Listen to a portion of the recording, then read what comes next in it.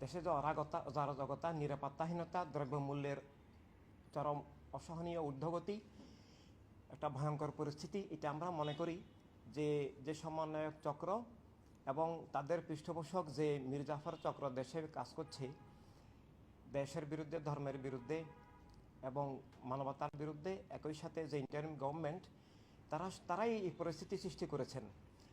আমরা বিগত আওয়ামী লীগ সরকারের যে প্রশাসনের নির্বাচন, তাদের যে গণতন্ত্র হত্যা, তাদের যে স্বৈরাচারী রাজনীতি, আমরা সেটার বিরুদ্ধে সংগ্রাম করেছি আদর্শিকভাবে। আমরা সেটা থেকে মুক্তি চেয়েছি, কিন্তু সেটা থেকে মুক্তির কথা বলে তারা ক্ষমতাসীন হয়ে ক্ষমতা জবরদখল করে আসলে বিগত সরকারের চেয়েও আরও ভয়ঙ্কর পরিস্থিতি সৃষ্টি করেছেন। শুরুতেই আমরা দেখেছি যে এখানে প্রায় ৩,০০০ পুলিশকে জবাই করা হয়েছে, থানাগুলো পুড়িয়ে দেওয়া হয়েছে, রাষ্ট্রকে নিরাপত্তাহীন করা হয়েছে, জনগণকে নিরাপত্তাহীন করা হয়েছে। এখানে কোনো আইনশৃঙ্খলা পরিস্থিতি নাই, একটা অরাজকতা, রাষ্ট্রহীন পরিস্থিতির সৃষ্টি। এবং পরবর্তীকালে তারা বিশেষ কতগুলো পক্ষ নিয়ে, সবাইকে নিয়ে কাজ না করে তারা অন্যান্য ধর্মের বিরুদ্ধে এবং তাদের বিপরীত আমরা এবং অন্যান্য দলের বিরুদ্ধে তারা কাজ করছেন। এভাবে আজকের যে অস্থিরতা, অশান্তি, নিরাপত্তাহীনতা, আজকের যে একটা ভয়ঙ্কর অবস্থা, সেটা তাদেরই সৃষ্টি, তারাই সেটার জন্য দায়ী। আর আপনি যেটা বলেছেন যে অন্যান্য ধর্মের লোকদের উপরে হামলা, এটা তো বাস্তব সত্য। আমাদের মাজারের উপরে হামলা হয়েছে এবং মাজার ভাঙ্গা হয়েছে, পীর আলেমদের দরবারে খানকায় হামলা হচ্ছে। এটা আসলে শুধু মাজারের একটা গম্বুজের উপর হামলা নয়, এটা ইসলামের উপর হামলা, এটা আমাদের আকিদার উপর হামলা, এটা আমাদের আউলিয়া কেরামের অনুসৃত আল্লাহর হাবিবের দেওয়া আমাদের যে শান্তির, কল্যাণের, সব মানুষকে ভালোবাসার যে মানবিক গণতন্ত্রের যে ইসলাম, সেটাকে উৎখাত করে তারা তালেবানি, জঙ্গিবাদী, পাশবিক, স্বৈরতান্ত্রিক ভুয়া ইসলাম কায়েমের ষড়যন্ত্র হিসাবে সেটা করছেন। এবং একই সাথে ওনারা সাম্প্রদায়িক উস্কানি দিচ্ছেন, অন্যান্য ধর্মের লোকদের বিরুদ্ধে কথা বলছেন, অন্যান্য ধর্মের উপাসনালয়ে হামলা হচ্ছে এবং সেগুলো রোধ করার চেষ্টা করা হয়নি। এতগুলো শত শত মাজারে হামলা হয়েছে, মানুষ খুন হয়েছে, পীর আলেমরা খুন হয়েছেন। আমার নিজেরও দরবার আছে, সেখানেও হামলা হয়েছে, সেখানেও আক্রমণ হয়েছে এবং অবৈধভাবে তারা সেখানে গিয়ে মিটিং বৈঠক করেন আমাদের বিনা অনুমতিতে। অনুমতি নিয়েও সেখানে ওনারা আসতে পারেন না। মাদ্রাসা, খানকাগুলো জবরদখল করা হচ্ছে। তো এইভাবে ওনারা তাদের একটা মতবাদের বিপরীত সব কিছুর উপর হামলা, অস্থিরতা চালাচ্ছেন, নিরাপত্তাহীনতা, মানুষ খুন হচ্ছে, চুরি ডাকাতি হচ্ছে, প্রকাশ্যে মানুষকে জবাই হচ্ছে এবং সেটা তাদের নিয়ন্ত্রণ করার চেষ্টাও নেই এবং নিয়ন্ত্রণ করার মতো ক্ষমতা, দক্ষতা, যোগ্যতা এবং মানসিকতাও তাদের নাই। আর ইসকনের ব্যাপারে যেটা বলেছেন, বা সনাতন ধর্ম রাষ্ট্রদ্রোহিতার অভিযোগে তাকে যে মামলা করা হয়েছে, আমরা এই রাষ্ট্রদ্রোহিতার কথাগুলোকে এখন হাস্যকর, অবান্তর, এটা ষড়যন্ত্র মনে করি। এখন এক দলকে রাষ্ট্রদ্রোহী বলে, যারা বিগত আওয়ামী লীগ বর্তমান সমন্বয়ক চক্রকেও রাষ্ট্রদ্রোহী বলছেন, আবার বর্তমান সমন্বয়ক চক্রও আওয়ামী লীগকে রাষ্ট্রদ্রোহী বলছেন।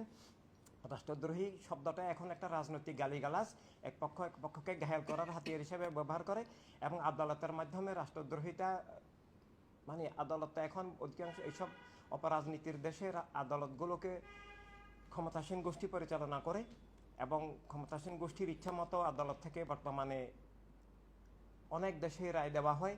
বাংলাদেশে সেটার অনেক নজির আছে। তো এইভাবে রাষ্ট্রদ্রোহী বলে কাউকে শাস্তি দেওয়া, এগুলো রাজনৈতিক প্রতিপক্ষকে ঘায়েল করার একটা হাতিয়ার হিসেবে রাষ্ট্রদ্রোহী শব্দগুলোকে ব্যবহার করা হয়। আমরা এগুলোকে এভাবে দেখি না। আমরা মনে করি রাষ্ট্র সব ধর্মের, সবার সমান অধিকার আছে, সব দলের, সব ধর্মের, সব মতপথের, প্রতিটি মানুষের, প্রতিটি নাগরিকের সমান অধিকার।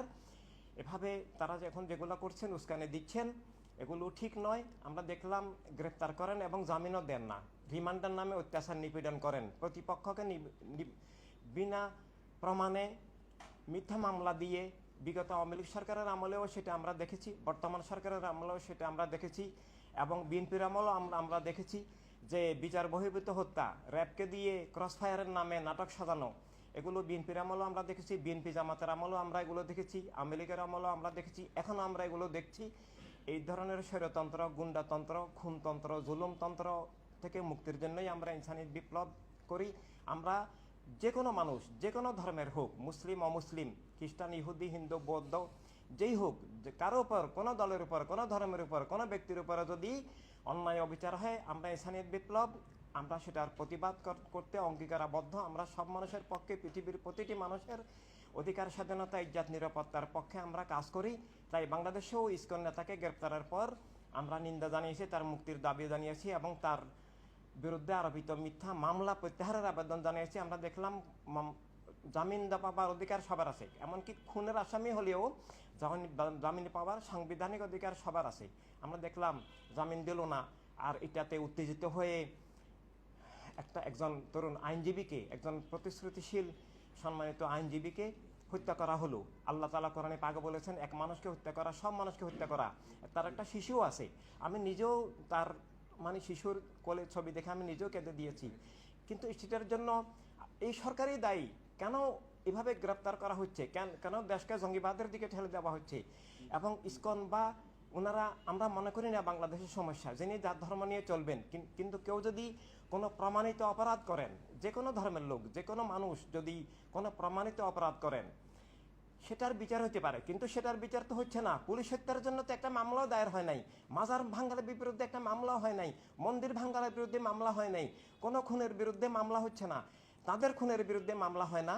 কিন্তু অন্যগুলোকে, এই যে হত্যা, রাস্তায় হত্যা হয়, ঘর জ্বালিয়ে দেওয়া হলো, প্রতিপক্ষের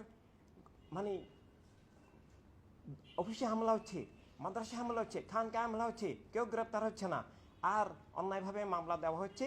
এগুলো এই সরকারও যে নব্য ফেসিবাদ, এটা যে নব্য স্বৈরতন্ত্র, তা প্রমাণিত হয়ে গেছে। আমরা মানবতা রাজনীতির মাধ্যমে মানবতা রাষ্ট্র, সবার অধিকার, স্বাধীনতা রাষ্ট্র কায়েম করতে চাই।